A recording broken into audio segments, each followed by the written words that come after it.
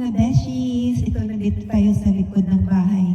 Diba, hindi na tayo lalayo kasi meron din tayong magandang view dito sa likod ng bahay namin. So, magkanta na naman tayo. Mga kapitbahay dyan, baka narinig nila ako.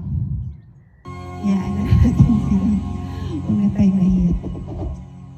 So, ito ay mga wildflowers sa likod ko. During spring,